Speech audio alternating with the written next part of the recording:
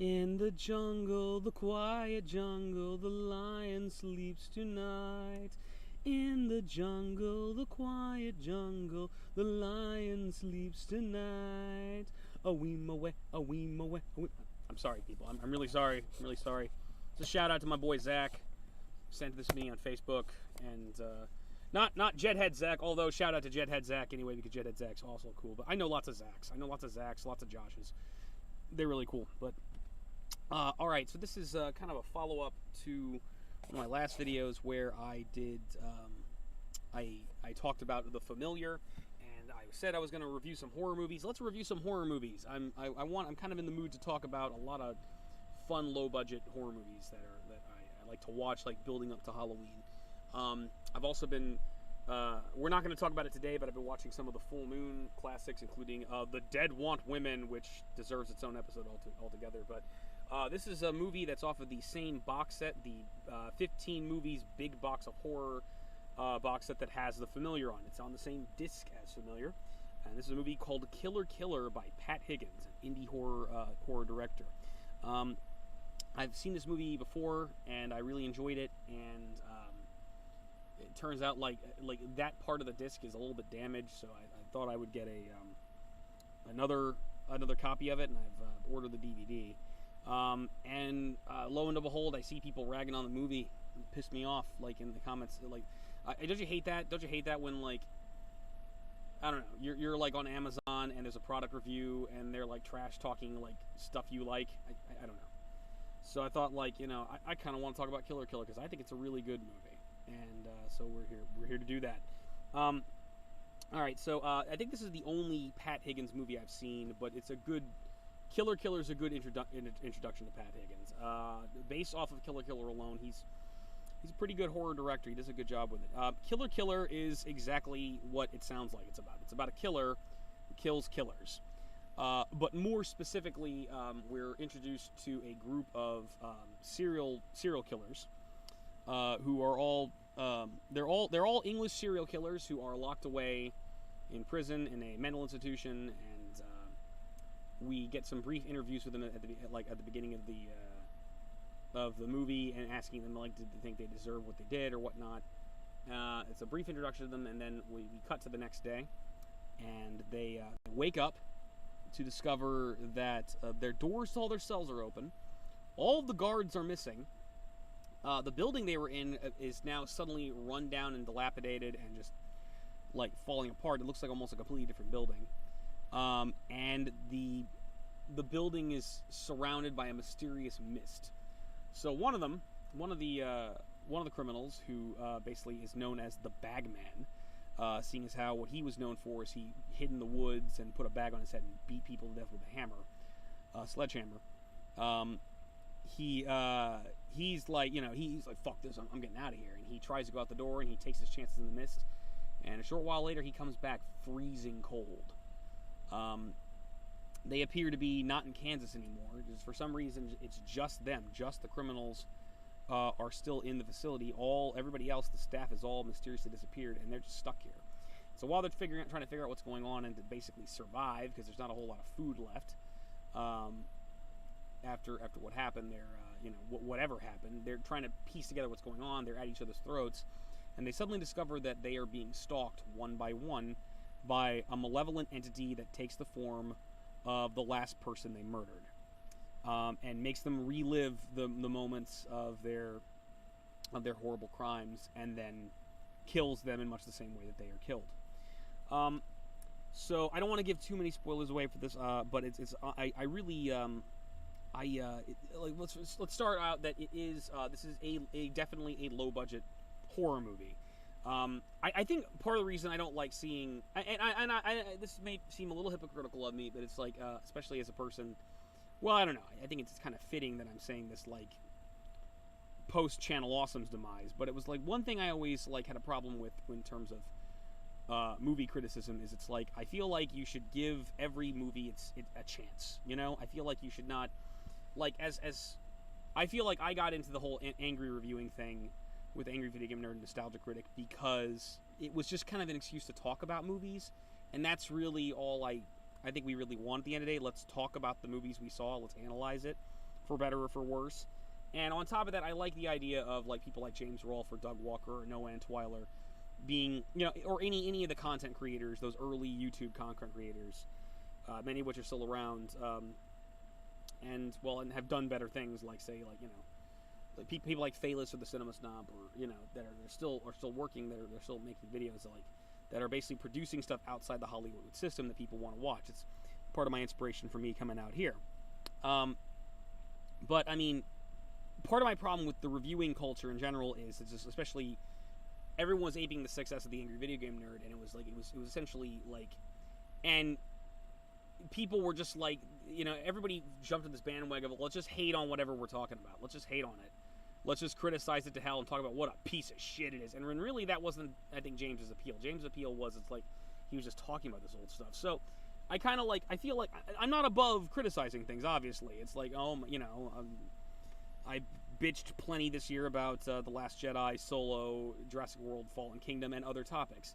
So, I mean, I by all means, if something deserves criticism, if you think a movie's bad, by all means, say it's bad. I'm not saying no to criticism, I'm not saying no, hey, the movie sucks, it sucks, but I really don't like it when people, like, take a look at a low-budget film or a bad movie and just fucking tear it to shreds without a good fucking reason. Not to say that they're all priceless wonders that deserve to be protected. There's plenty of bad low-budget movies. But I feel like it's like picking on an easy target, So I don't like that. So, what does this have to do with KillerKiller? It's like, well, what I'm trying to say is it is a low-budget film. It is not perfect. There are, if you want to criticize it, you want to pick it apart, there's ways to do it. And I feel like I should acknowledge some of the things that basically were mentioned in, like, the Amazon reviews I pointed out. At times, I think the worst problem with the movie is, at times, I think the dialogue is not very clear. It's an English movie. It was shot entirely in Essex, England, and it's a very talky slasher movie. And as a result, a lot of times the characters are talking, and you can't always, their accents are very thick, and the real problem is like the audio is a little muffled at times, so it's hard to hear what they're saying. So that's one difficulty with it. But other than that, I feel like those other reviewers were horribly unfair to this film. It's like it's a low budget film. It's all shot on just like one or two locations. They had like an old dilapidated hospital they basically shot the movie in. But at the end of the day, I think Pat Higgins did a very good job with what he had, and he told a very compelling story here. There's a lot to like here. There's a genuine fear of the unknown.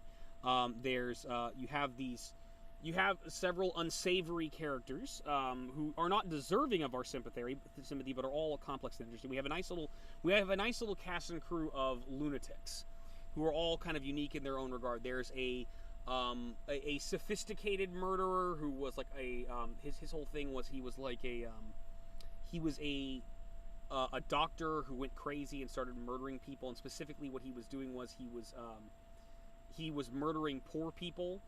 And when he was supposed to be doing surgery on them, he instead just he started filling their bodies with car parts, and he's now working, and he still sees himself as better than everybody else, and so he's now working on his manifesto, his novel. His novel is basically talking about why he did what he did, and it's literally because his entire motivation is he feels like he is better than everybody else, and it's basically there's nothing wrong with people of a higher station looking down upon the lower classes, and he was actually murdering people to institute like class warfare. That was his entire reason he was murdering people. There's a more gibbering idiot lunatic who's kind of meek and is kind of like our two main character heroes are kind of like, they kind of take care of him for a little bit because it's like he's kind of harmless, but when you find out what he did, he was murdering prostitutes. He was basically like luring. He was taking, he was pulling a Jack the Ripper thing. It was like we find out he was basically soliciting prostitutes for sex and then drilling, and then like putting on a really freaky, disgusting, like perverted gimp suit, and then while on the premise of having sex with them, he would then take a drill and drill into their head and kill them that way. And he's like the gibbering insane one who's always like chewing on this rag and touching himself. It's like there are these two twins that are like the funniest characters in the movie. They're kind of like there's definitely a bit of comedy in this too, which is fun. But like so they're these two, they're not twins, but they're like these two partner criminals who their whole shtick was they went on a killing spree where they went to America and started murdering cheerleaders. And again, there's a whole perverted angle with that too, where they kind of like they would hook up with women in like clubs, or like look for these cheerleaders in clubs and kind of seduce them, and then and again there's some implied rape there and whatnot, but like there's definitely a perverted angle of their killings. They were all targeting like young cheerleaders, and then of course there's Nicholas, who is a is the most violent of all of them. So he's so violent, like even in the interview segments in the beginning, he won't even sit through the interview. He just immediately starts cursing and starts trying to fight with the orderlies, and he's a violent criminal who would just like kill and attack anybody, and like he winds up like kind of in the lower levels of the building, just kind of wandering around trying to find a way out, and they just lock him up down there. Because he's so violent and dangerous, he's gonna come after them. So like that's his whole deal. So we have a nice collection of kind of sickos that are very interesting to watch and interesting to analyze, and we kind of get to know them as we go along. Every time the killer herself makes her move to murder the criminals, it's like it always takes them back to the time and place where they used to murder people, and we show more about them, and it's very well done. They're all you have these kind of unsavory characters who are taken into who are just kind of whisked away to a possible hell or some other dimension. It's like reality starts playing by the rules. It's like the opening of the movie where they find themselves that they're surrounded by this mist. It reminds me very much of Silent Hill, of Jacob's Ladder, of Stephen King, of where just this mysterious otherworldly force, and of course I always like to name drop him, one of my favorites, Masters of Horror, H.P. Lovecraft. It's like there's a genuine feeling of this otherworldly force is impressing in upon them, and there's a definite appreciation for the fear of the unknown in this film, as this unknown force is playing with this group of characters. The people we follow the most through the movie are, and I'm actually kind of spacing on their names because they're, to be fair, and to give a little credit to the critics that criticize this movie, it's like they're a little hard to understand. The two people we focus on a character, the Bagman, who I think I think the actor's name is Tony, but it's like I like to call him Jason Statham, because the acting of the acting this guy presents, he comes across like Jason Statham. And he basically he very much presents himself like that. He's kind of like a tough guy. He's the tough Cockney guy who's like who's this hardened criminal but he's also the guy trying to figure everything out and trying to put things together. He's kind of our action hero for the movie. And then there's the quieter, more thoughtful guy who is who's basically kind of helping him figure everything out. And what we find out about the two of them is that like the Bagman basically, and again, going back to the kind of the beginning of the movie in terms of the interview segments, when asked if a lot of the criminals are asking like why they do what they did, do they deserve to be punished? When the Bagman is asked, do you deserve to be punished? Do you deserve to be here? The Bagman just kind of says like, yeah, I deserve to be here. It's like the way they present his character and why I think he and his partner, the quieter, sophisticated character. Let's call him the goth guy, because that's important to his backstory. The reason why they work as kind of the quote unquote heroes of the movie, or the anti-heroes, is he's a criminal. He's done horrible things. He did murder people, but he's genuinely remorseful for it. And I think what we find out about him is like he was going through a miserable time, and I think the reason he killed people was he was a guy who was going through a lot of hard things in his life, and he was uncontrollably angry, and he wanted to take it out on someone, so he did. So he started murdering people in the woods, and eventually got caught for it. And he's genuinely looking back on his life now and what he did, and realizes, yeah, I'm a piece of shit. I've done horrible things. Whereas the goth character, the more sophisticated guy, we can't tell he's gothic because he's just in a prison uniform. Alleges, hey, look, I didn't do it. I didn't murder anybody. I'm an innocent man. I've been falsely accused. And we get his backstory where basically apparently he was a goth guy, and he was very much in love with this woman, and who was also a goth, and they were into the whole vampire thing, so they would like sharpen their canines, and they would bite each other, and then and like they would feed on each other every now and then, which of course prompts Jason Statham to think that's like, all right, so what did you kill her? Is that why you're here? And it's like, no, well, apparently they had gotten arrested a couple times for biting on each other, and people were kind of freaking out about what they were doing. But no, she actually got hit by a car, and then he wound up drinking very, very heavily, and he kind of can't remember anything all that time. But basically, people were like, the cops claimed that he had bitten several other women, much like he'd used to bite his girlfriend, and they found that these women found that their throats had been ripped out, and so he's been falsely accused for that. At least allegedly, he's been falsely accused for it. But so they're kind of our viewpoint characters. There, we got a guy who's genuinely come to terms with the fact that he's a horrible person and regrets what he did and wants to change and wants to be a better person. And we have our other lead, which is a guy that basically, as far as he knows, he didn't do anything wrong. He's an innocent person, and it's just kind of a remorseful soul who's really lost everything. He's lost the one person he's lost the only thing that ever means anything to him, the love of his life, his girlfriend. But at the same time, it's like he's kind of the more rational, reasonable character. But there's more to him too. There's he kind of alleges if there was even a moment that he would find himself losing control and he would hurt somebody, he would just do himself in. He would find a way to kill himself and make sure that he would make sure he wouldn't do something like that. And so he has no bones about saying that he's better than all the other criminals in the place. And again, naturally, there's more to his backstory as we go along. So again, it's a very talky slasher. There's a lot of character building. There's a lot of basically just these kind of characters getting to know each other.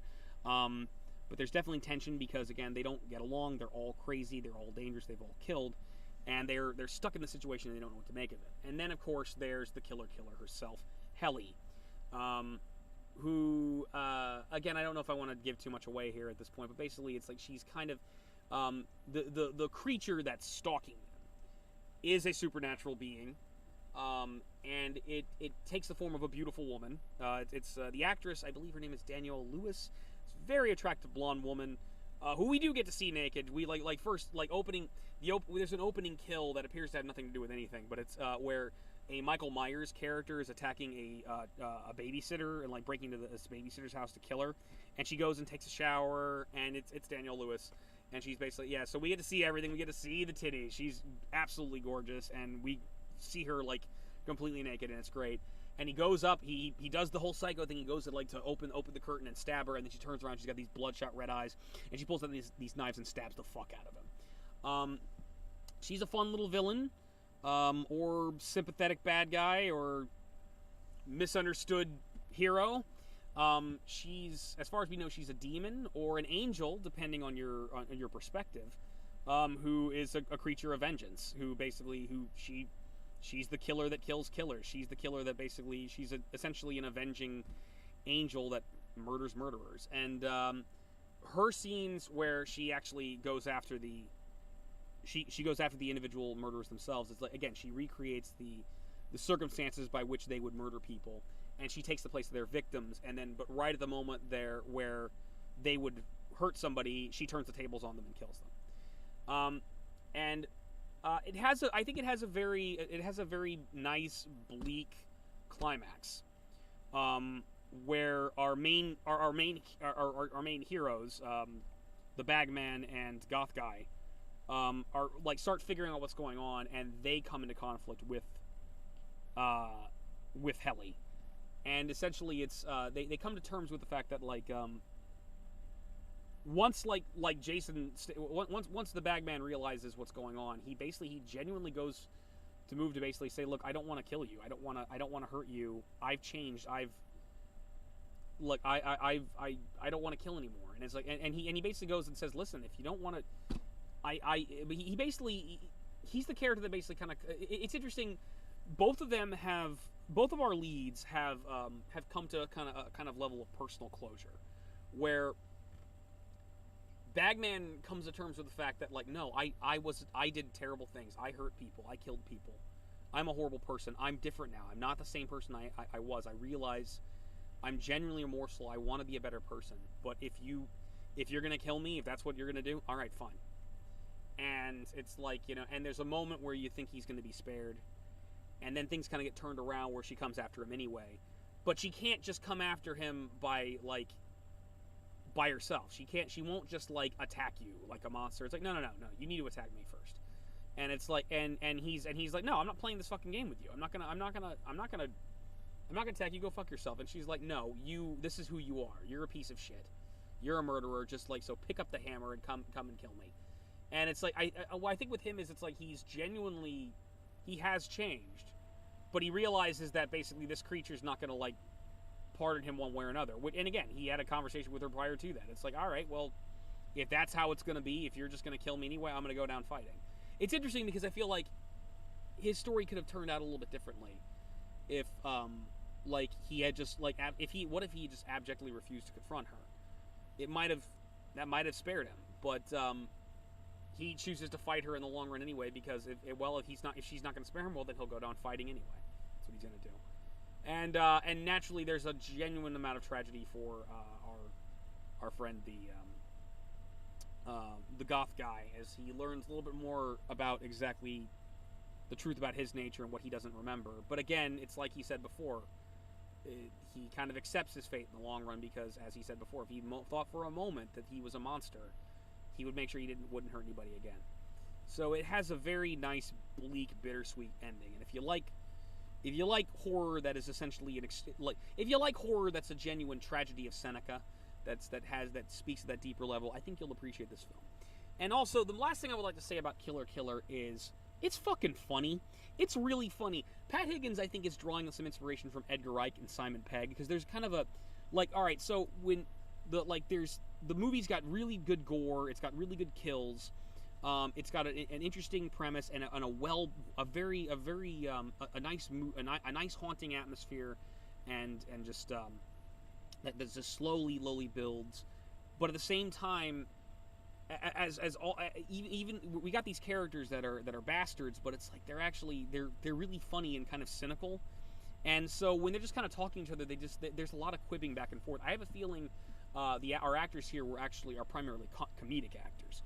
And there's a lot of like dialogue back and forth, like essentially like there's one scene where like the two guys that go after cheerleaders, or was where like Bagman's talking about how, like, okay, we're all a bunch of serial killers here, so what are we doing? And the guy corrects him, excuse me, for starters, Nicholas was most likely a mass murderer, since he would just basically attack anybody. He's not really a serial killer, and we're not really serial killers. We were on a killing spree. It's a little bit different. And they're talking about how, like, they really wound up accomplishing by, like, killing people. Like, they wanted to go kill cheerleaders, but there are no cheerleaders in England, so they had to fly to America to kill them. And so, like, yeah, all we really wound up doing was building up a lot of frequent flyer miles. It's like, and again, and of course, when you actually see these characters in action, they're sickos, but there's this humorous level. There's poking fun at a lot of the crazy, hysterical reactions to horror and video games. It's like there's commentary on, like, people blaming violence on video games. For example, the doctor, again, he points out that it was like, yeah, it was never about, it was always about, his murders were to make a statement, to say that, well, like, the higher classes should look down on the lower class and the plebs, and we do have a right to rule over them. And it's like, and apparently the tabloids made it out that, oh, it was violent video games that inspired him to do this. And he's like, what are you talking about? I've never played a video game before. I would never play a video game before. He's a big snob. Meanwhile, the Bagman starts relating to this, like, yeah, well, that's interesting. I actually had a video game made about me that a lot of people, there was a bit of a hubbub about it. And it was like, yeah, the Bagman was made into a video game character, and it was like, it was said it had poor controls, repetitive gameplay elements, and it was a 4 out of 10. It's just kind of bitter. It's like, yeah, and my video game sucked. So there's a lot of nice little fun comedic elements here, where they just kind of like, they just tell some gags to lighten things up. So it's like, it's a fun little romp. I think the best way to describe KillerKiller is like a slightly bleaker version of Shaun of the Dead. And it is a fun indie horror romp. And I may have talked way too much about it and told you way too much about it, but hopefully that'll intrigue you. And go check it out. I think it's definitely worth a watch. I think it's an underappreciated indie horror movie. It's definitely worth a watch. Check out KillerKiller. You can find it on Amazon for about now to be fair, and again, I was a little rude in my review to the above reviewers because I got defensive. I'm sorry, but like it is available on Amazon.com on the DVD release, which I would recommend getting because that'll basically support Pat Higgins and his future endeavors. However, it's $20, which may be a little expensive, a price tag for this film because it's a good movie, but at the same time, it's not. It may not exactly be worth $20, like purchasing full DVD price. I strongly recommend the Echo Bridge 15 movies big box of horror. You got 15 horror movies, all worth or worth checking out. And again, these things are fun to buy. It's like you can get them for like $5 at a dollar store. That's where I got them. Check out your dollar store. Find these little low budget DVD movies. They're fun. They're always a good time. Whether they're good movies, whether they're shit, or whether they're like they're okay. It's like you never know what you're gonna get, and you find little treasures like this every now and then. You find a little unappreciated gem, and see what the indie horror movie scene is doing. Or you'll get like a bunch of like public domain movies that people have kind of forgotten about but are still worth checking out. So I cannot strongly enough recommend KillerKiller. If you're like me and you like low budget horror movies, if you like the indie horror scene, check out KillerKiller. It's underappreciated. It's awesome. It's worth your time. You'll enjoy it. So anyway, that's another entry on horror. I think next time I'm back, I'm going to talk a little bit about my man Charles Band and Full Moon Pictures. So the other things I've been watching lately, I've been watching The Dead Want Women, which is like which I'm gonna do a little mini review here. It's like this comes on a 3-pack with of like Zombies and the Undead. It comes with The Dead Hate the Living and Prison of the Dead. And for my money, The Dead Hate the Living is the best movie out of that triple pack. It's a really good, like, just a really fun, crazy zombie movie with mad scientists and otherworldly dimensions. A good time. The Dead Want Women is a really fun. For my money, this movie it's good. It's not the best movie I've ever seen, but it's like a lot of Full Moon's movies. A lot of Full Moon's movies are really great premises, but the movies themselves are like they're fun, but they're not the greatest thing out there. But they got really good special effects. They're still like they're fun. They're still fun to watch. Like the type of movie you'd watch like at midnight in the middle of the night and whatnot. And The Dead Want Women is a fun little entry. It's got a nice sort of 1930s classic horror feel. It's kind of a love letter to those movies, and it's got these ghosts, and well, it's in the title, The Dead Want Women. It's horny Hollywood ghosts, and it stars Jessica Morris and I think Rachel Maddox, or like there's Amanda Maddox, I believe is her name. It's got. Basically, the best part about The Dead Want Women is Dead Want Women has got some fine actresses in it. It's got a lot of hot women in it. It's got titties. It's got ass. It's great. And judging by the first like 7 minutes, it's also a really good softcore porn. So and the story itself is decent. It's a decent little horror adventure. It's probably not the greatest horror movie you've ever seen, but it's fun. I would recommend like a good 6.5 out of 10. It's definitely worth seeing. I do really like The Dead Want Women. I really like the cast behind The Dead Want Women. It's got a really good, just really talented actors put together this movie. So Dead Want Women is a fun movie. Not as good as The Dead Hate the Living, but it's still good.